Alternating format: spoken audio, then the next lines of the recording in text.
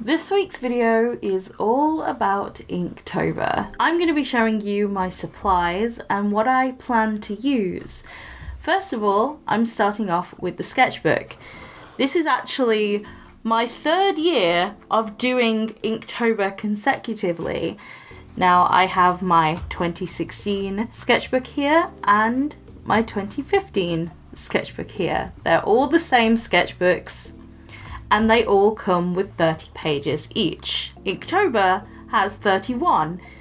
Now because I buy bigger versions of these sketchbooks, I actually cut out one of the pages of the other sketchbook I buy and I just place it at the back or in a random place inside this sketchbook. So it's all the same type of paper that I use. This is the Derwent sketching paper sketchbook in the size A5.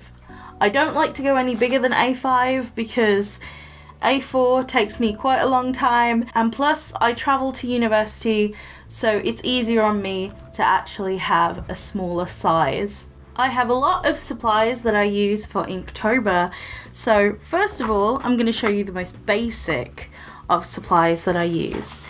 These are the Derwent graphic liners in sepia, grey and black.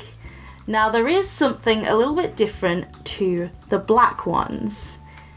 My black ones have recently died, so what I did was I kept the packaging and replaced them with uni pin fine liners. The only one that is still a graphic pen is the 0.05. There's not really much of a difference. The grey and the sepia look like this. These are great little travel pouches that I use, and they can distinguish what colour is which. This doesn't have the label on because last Inktober I spilt my calligraphy ink everywhere during a live stream and it kind of soaked through this label, so it's not there anymore. Other pens I use are these ones. Now these are the Tombow Fude pens and I love these. Now there is a difference between the two of them. Obviously one has a blue barrel and one has a black barrel, but they're both black pens. The difference lies in the tips. One of the tips is slightly thinner and more firmer, and the black barrel has a softer and more flexible tip. Fude pens in general are actually a mix of a real pen and also a brush pen. This pen is the Pentel Pocket Brush Pen. It is my favourite type of brush pen.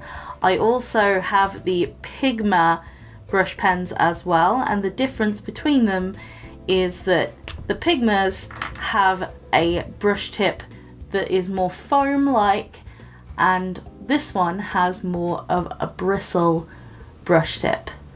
I've actually killed one of these brush pens before doing animation, and I will actually link to the animation that I'm talking about that killed one of these brush pens. For storage purposes, you probably will have noticed that in the black pack of these fine liners there is a space for one more. For travel purposes, I stick the brush pen into this pack. When it comes to inks, I actually have a lot of them. I keep them in this wicker basket. This is actually part of a drawer set and I just keep them in this drawer. It's very, very easy to do that. Now, obviously, I have the dip pens, which are just basic speedball dip pens, and I keep the tips inside of here. All of these inks are Winsor & Newton inks, and all of them kind of look like this. They're all inside their boxes with their colours. I really need to take them out and then label them, but the boxes actually offer a better storage for them. So we have this one being deep red. I have both the Henry and the Williams sets, and I also have the gold and the silver inks as well. I got these for a Christmas present off my dad last Christmas. Another thing that I also have is the Sepia calligraphy ink. This was before I got any of the other inks and I wanted to try out a different colour of ink. The gold and the silver, you have to shake them up to see the actual ink colours. They're so shiny, they're so pretty. Another pen that I'm going to be using is the white Uniball Signo. This is my favourite thing to actually add highlights. It's so useful. This is just a plain watercolour palette that you can buy. It's just to water down some inks. These are watercolours that are already in here. I need to wash this off. And these are the Koh-i-Noor Annie Linky Brilliant watercolours. These are some of my favourite watercolours ever. The results they give is so vibrant that it even has fooled my university lecturers who have been in the industry for years. I really love these because they're travel size. I can take them on the train, I can take them around uni. Lastly, we need brushes to help spread the ink and also the paint that we're going to be using this month.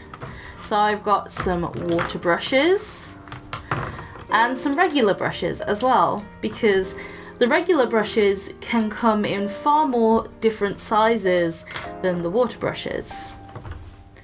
So there's multiple different brands of these. There's 2C White at Brighton, there's also Royal Langnickel, there's also Boldmere and Royal Taklon. With the water brushes, I like the Mudder water brushes because they store a bit more water, plus they're cheaper compared to the Aquash water brushes. This is a Kurotake, I think it's a H2O brush.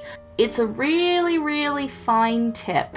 I do apologise for the paint over my hands. These look like inks, they also stain like inks too, which is great. This year in Inktober I am actually going to be following the themes again like I did last year. Now the one thing that I did notice about day one that was very similar to last year was that the word was swift. For anybody who's done Inktober last year, you'll know that the word was fast. Now, of course, I didn't want the piece to be exactly the same as last year. I wanted to actually put a different spin on it.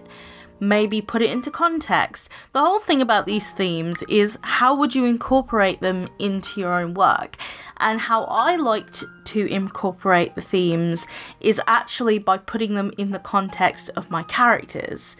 So swift, I could say that my character Nicholas, for instance, was sword fighting swiftly, and that is actually how I used the word in this instance, in this picture. Nicholas's design from last year has changed somewhat.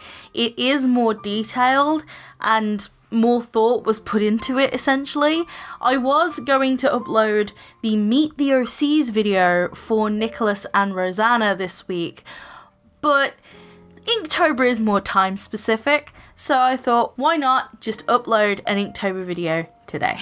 And just like last year, to add a touch of challenge, I'm going to be adding the number and the word into it. Now, I sometimes won't add the word into it, but I really want to at least add the number of the day it is. Another thing that I'm going to be carrying on from last year is that I'm actually going to be trying to fill the page each time. Back in 2015, when I was doing Inktober, I didn't fill the page properly, and it just left me feeling like it was unfulfilled. There were some pages where I did use the full page in that sketchbook and I really liked it. I essentially gave myself some feedback so I can actually make my work better for future times that I do Inktober. In terms of colours with Inktober, people are usually on the fence about whether they should use colour or not. Now, I think using colour is fine with Inktober because you can get coloured inks. That's what I showed at the beginning of the video. And if you want to use watercolour alongside your Inktober piece, that's fine as well. Have you ever heard of embellishments? That's basically what the watercolour will add. So I thought I'd talk about this as a last little thing to talk about before the video ends. There's an Inktober controversy. Why? I don't really understand. I think it's pointless. I think people are just making a mountain out of a molehill. The thing about digital art being in Inktober, the creator, Jake Parker, never really intended for it to be a digital art challenge. There's nothing saying you can't make it a digital art challenge. It's just it never had that intent or had it in mind in the first place. The point of Inktober is just to have a bit of fun using a medium called ink.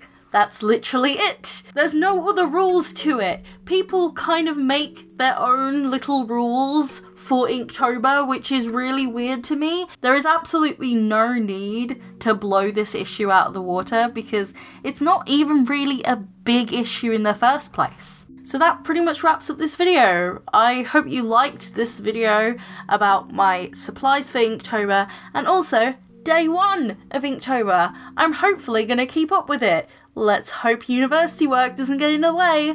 I'll see you guys in my next video. Bye guys!